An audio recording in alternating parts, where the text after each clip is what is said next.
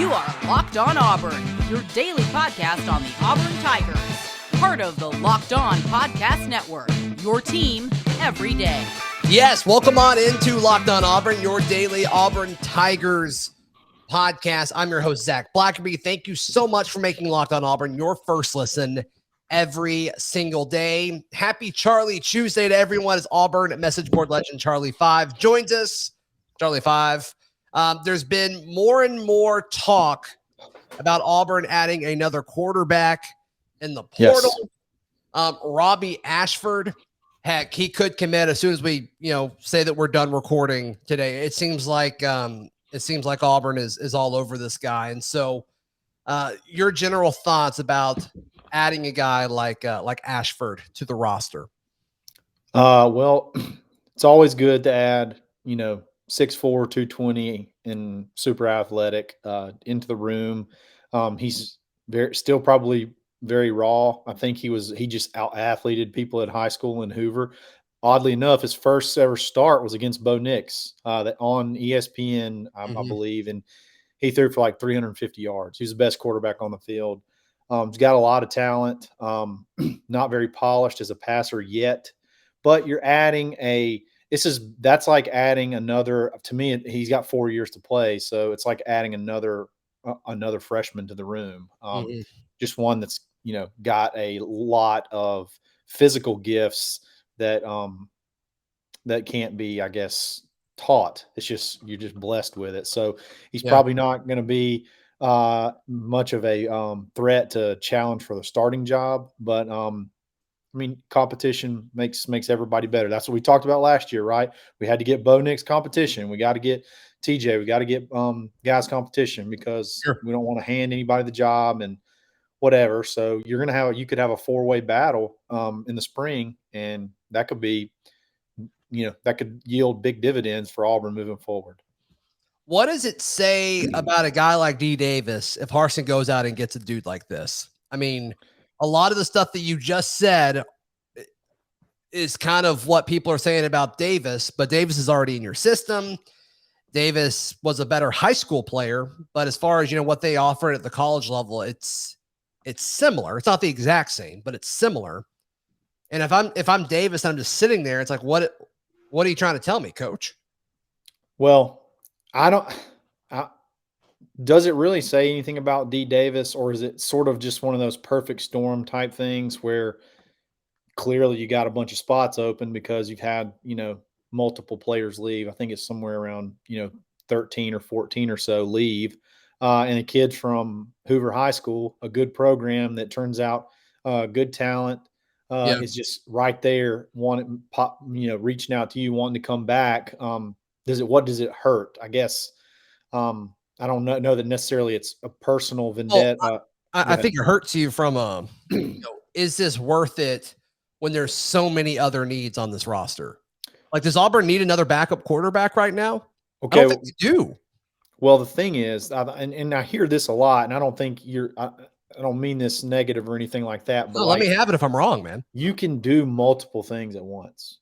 Like, there can be multiple things going on at once. So because you get a quarterback, that doesn't mean you're not investing time in other places as well. You see what I'm saying? So and there's clearly there's multiple scholarships open right now. So there's not that many, but there's we're thinking there's 7-ish, right? Isn't that kind of what we're all kind of throwing at the is it more than that? No, the 7 thing is just the 7 is free. In other words, you get to add, if you lose 7, you get to add 7 without it counting towards your. But we have what? I think we have 60 guys on scholarship. Isn't that right? And then we added 17. And so that gets us to 77 plus the 3 guys that have transferred at the time of this. So we got Jason Jones, DJ James, and Zach Calzada. So that gets us to 80. And so you can have 85. So we have 5 scholarships available. Is my math wrong on this? I don't think your math's wrong on this. I just think that that may not be the end of people. I mean, attrition. It may not be the end of attrition before fall camp gets here. So I don't think Robbie Ashford is keeping a scholarship away from somebody that we may need at another position. Yeah. we're just not really landing those guys right now. Yeah, you still got to find a way to get multiple offensive linemen. And I think you need multiple wide receivers. And I do too. I mean, you need to be positive one or two guys. Or right now, we are negative one guy in the wide receiver room. So correct. Not the greatest look as the spring semester has started. Correct. Wednesday, kind of running out of time. So Wednesday, tomorrow is the ultimate last day that we can add anyone that can be here for spring practice. Yeah. So tomorrow is the ultimate last day. And I think that that it matters more for some positions than others.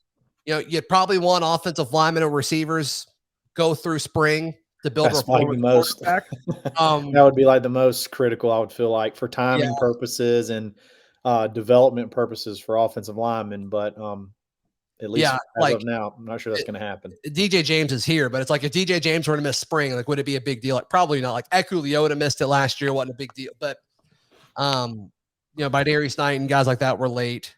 But still, it's just I think it's a big reason why Finley, when he was kind of put in, I don't think he was actually able to compete because he wasn't here for the spring last year. I think that stuff really big. Spring is when you build a football team. Sure. And then fall practice is when you get ready for the season. Exactly, because spring you can afford to give. Spring is a lot like a bowl practice. A lot of times, like bowl practice, it's like that extra bowl practice, kind of like an extra spring, because you always hear about younger guys getting opportunities. And you're right; it's a time that you can split up and play against each other. Get a lot of people different reps, and I think it's such an advantage for high school kids to get in early that you see like majorities of classes now come in early, and it always pays huge dividends. But yeah, unfortunately, it does not look like we're going to add any offensive linemen or wide receivers unless there's a big surprise that will be here in the spring. Now, there could be some in the summer, report in May or June, but as of right now, it's not looking very promising. Right. So let's talk about offensive linemen just for a second. Sure. Charlie 5. Mason Brooks was a guy that Auburn fans wanted. He commits to Ole Miss. It seems like the newest tackle that Auburn is pursuing is the guy from Vanderbilt, Steen. Yes. Tyler Steen. Yes. Yeah, seems like Auburn's pushing hard for him now. He's the latest one where Auburn's like, okay, maybe we can get him. Sure. A lot of promise there. I mean, he is a 3-year starter at Vandy. He started off at right tackle, and then I think he ended up finishing at left tackle. The breakdowns I've seen is he's a really good run blocker, maybe not quite as polished as a pass blocker. It's just one of those things that we're so severely undermanned on the offensive line, especially at tackle. Anybody you add, especially somebody that has SEC experience, can't do anything but help. So again, he can't enroll until I think May or June, which is just sucks bad. But it's another person that you can go for and hopefully add to your squad for the upcoming season, and get him here, get him in the weight room, and see what he can do. Right. It's a Charlie Tuesday coming up. We'll talk about more guys that have entered the transfer portal for the Auburn Tigers. And then we will also chat with Zep Jasper, starting Auburn point guard. So, all right. Hey, BetOnline wants to wish you a happy new betting year as we continue doing what we all love, watching sports and making money while watching sports. Because, look, if you're listening to this show, you know your stuff. And it's time for you to put your money where your mouth is. Go to betonline.ag, make a free account, and then when you deposit some money to your account, use promo code LOCKEDON. You get a 50% welcome bonus on your first deposit. That is free money for you to play with. So betonline.ag, where the game starts. Charlie 5, JJ Pegues has entered the transfer portal. He follows one of the several defensive linemen that have entered the portal now. Most recently, Lee Hunter. Did Lee Hunter go to Georgia, by the way? Was that official? I know he tweeted a picture or like a video of a bulldog. Is that? Yeah, he's kind of putting it out there that unless I'm going to tweet a new favorite or a new person, new team. I think Tennessee, Florida State, and Georgia are like the top teams that clearly were talking to him, on the front end, which, I don't doubt that we've done that too. So that's not that big a deal. But yeah, and it hurts to not have a defensive line coach yet. It hurts to not have a defensive line coach yet, to be here to reassure these kids that everything's going to be okay. I don't think Lee Hunter or JJ necessarily are huge losses to the 2022 team. Right. But, it hurts.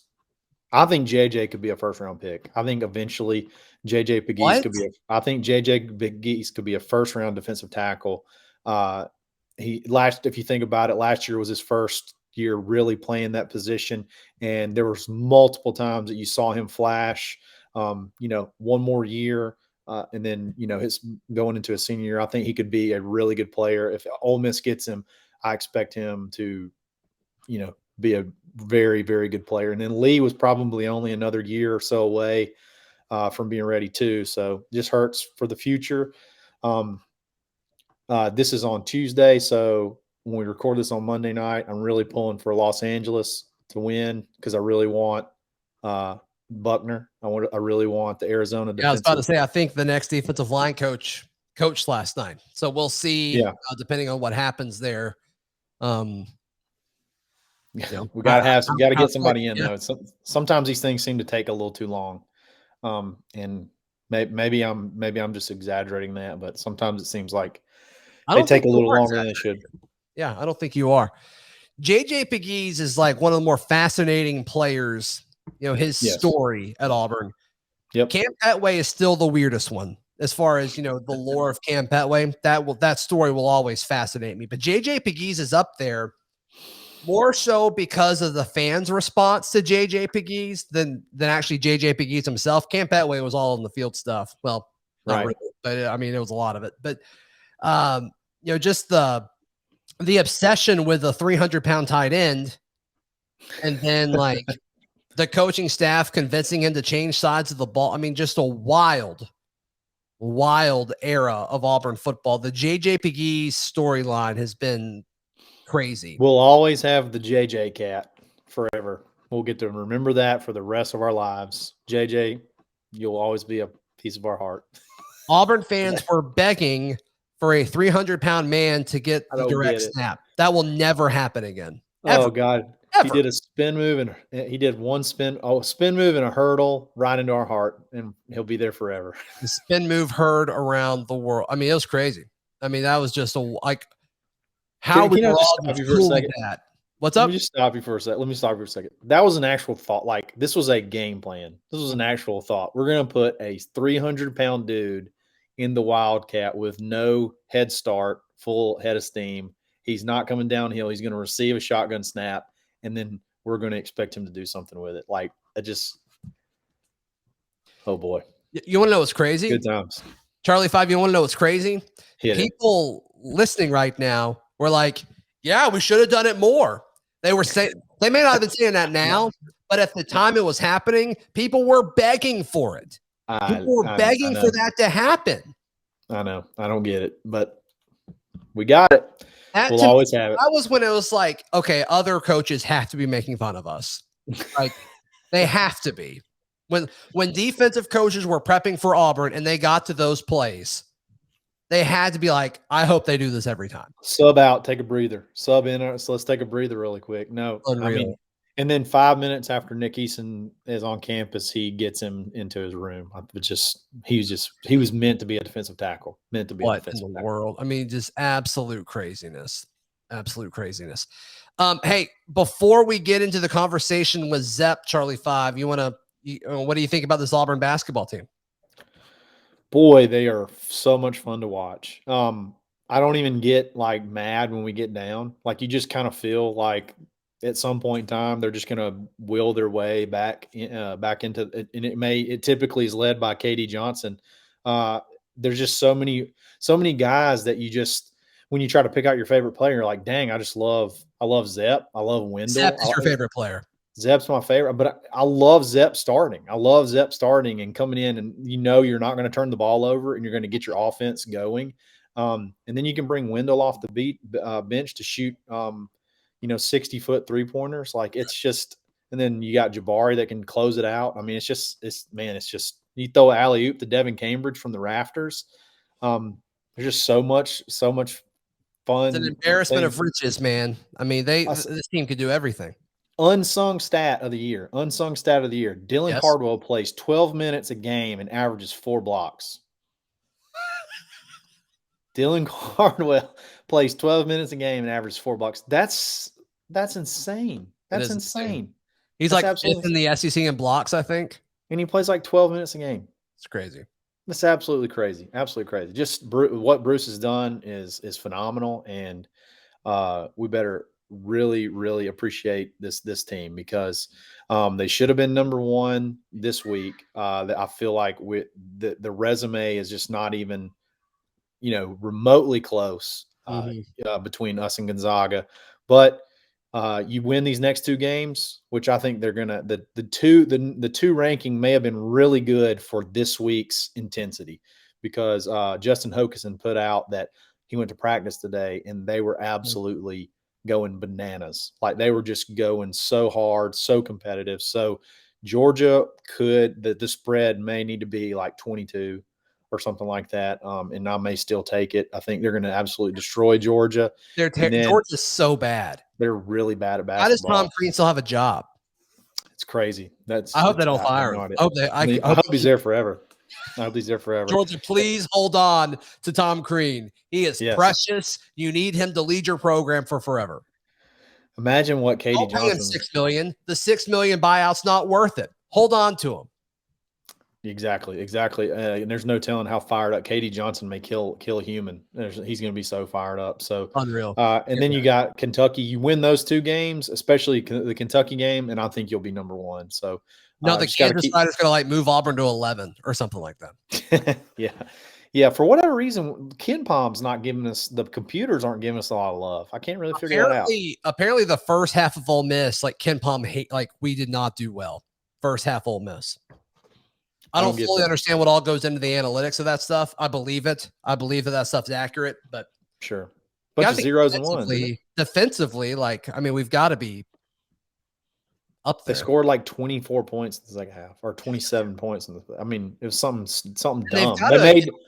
Ole Miss's first half was almost perfect.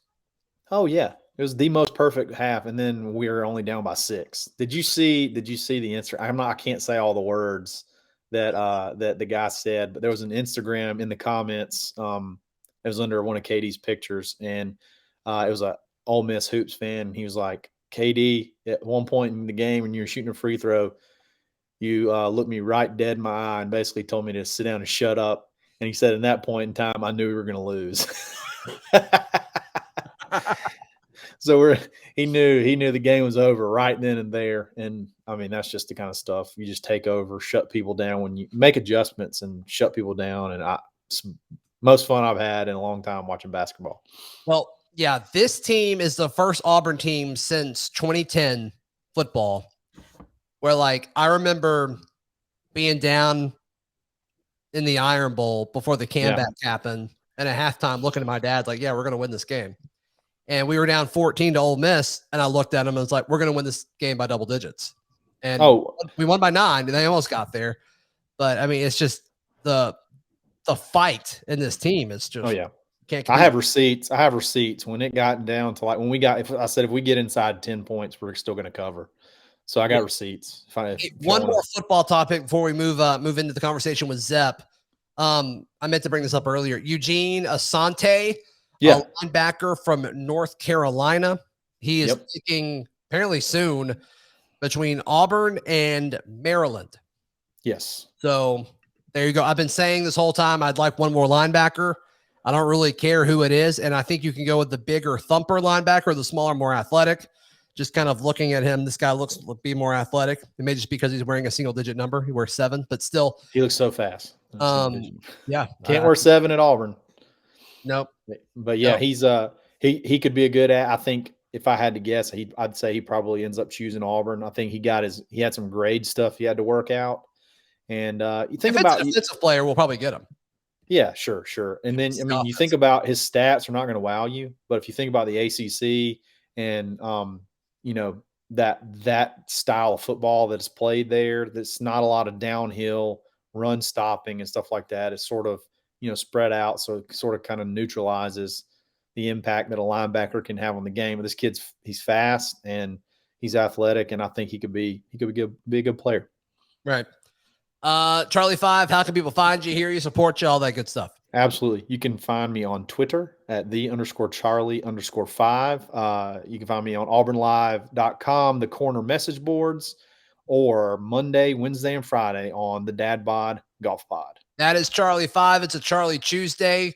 Coming up in just a moment, conversation with Zep Jasper. And quick disclaimer, we recorded this just a few minutes before the polls dropped. And so if some of the questions don't fully make sense, that is why. Hey, today's show brought to you by Built Bar. Built Bar is the best tasting protein bar on the planet. Look, a lot of folks had the New Year's resolution to get healthier or to lose weight. Losing weight was a big part of mine, already down 8 pounds on the new year. And Built Bar is a huge part of that. Just most of their bars, just 130 calories, just 4 grams of sugar, 17 grams of protein. A Built Bar a day makes you awesome. I don't know. But go to built.com, use promo code LOCKED15 and get 15% off your order. Use promo code LOCKED15 for 15% off. That's at built.com. Zep Jasper joins the show now. Of course, the Auburn guard himself. Congratulations on a successful business trip to Oxford, Mississippi. How was that? It was a great trip. Great road trip.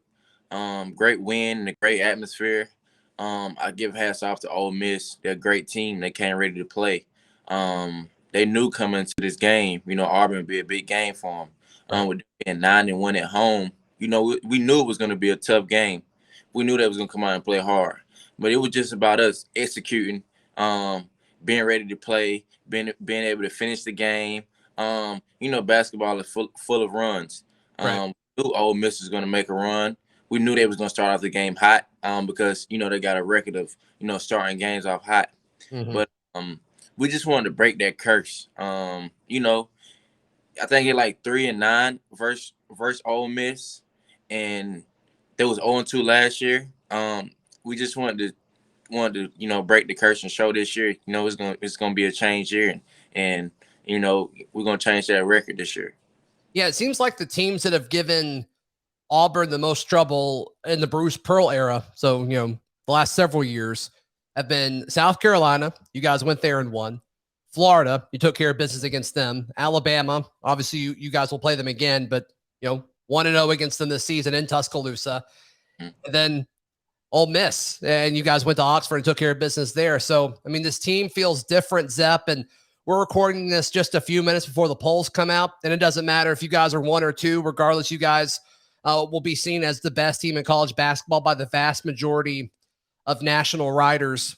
What does this mean for this team moving forward, getting a ranking in this high level of praise at this point in the season? Well, it's accomplishment. It's history.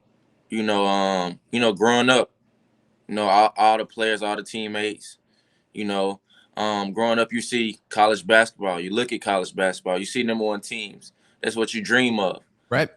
It's just a big accomplishment in life. Growing like it's super big. When you have kids, you're gonna tell them, I played for the number 1 basketball team in the world one time in the country, Auburn Tigers. It never happened in a long time, in a minute, over a decade.